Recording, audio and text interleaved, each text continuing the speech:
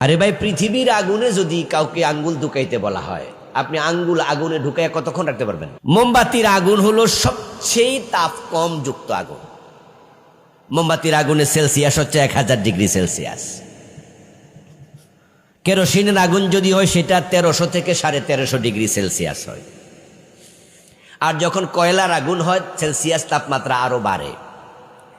আর যখন আপনি রড বানাবেন লোহা গলাইয়া, তখন রডের বানানো আগুনের তাপমাত্রা আরো বাড়ানো লাগে, সেটা 1500 ডিগ্রির বেশি হওয়া লাগবে, না হয় রড তৈরি করা যাবে না। 1558 ডিগ্রির কম বেশি।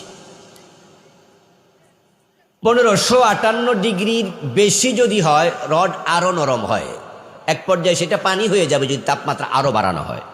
রড বানানোই যাবে না, গলে যাবে একবারে। দুনিয়ার আগুনের কথা বলছি। আপনি মোমবাতির আগুন মাত্র 1000 ডিগ্রি সেলসিয়াস, এর ভিতরে হাত দিয়ে আপনি দেখতে পারবেন না। 2-5 সেকেন্ড দেখবেন যে আঙ্গুল পুড়ে গেছে। আর যে আগুনে রড পোড়ানো হয় সে আগুনে তো আপনি দিতেই পারবেন না আঙ্গুল। সূর্যের ভিতরে তাপমাত্রা আছে 1,40,00,000 ডিগ্রি সেলসিয়াস।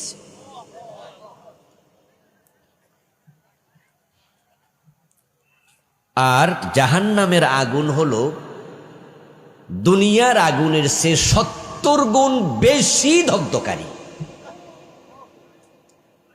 قال رسول الله صلى الله عليه وسلم ناركم جزء من 70 جزء من نار جهنم। নবীজি বলছেন তোমাদের দুনিয়ার আগুন হলো জাহান্নামের আগুনের 70 ভাগের 1 ভাগ। এই হাদিস দ্বারা প্রমাণিত হয় জাহান্নামের আগুনের উষ্ণতা দুনিয়ার আগুনের চেয়ে 70 গুণ বেশি।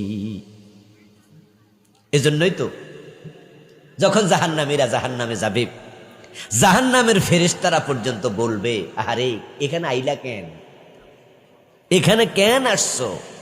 তারাও আফসোস করে বলবে, আরে এই লোকগুলো এখানে আইলো কেন?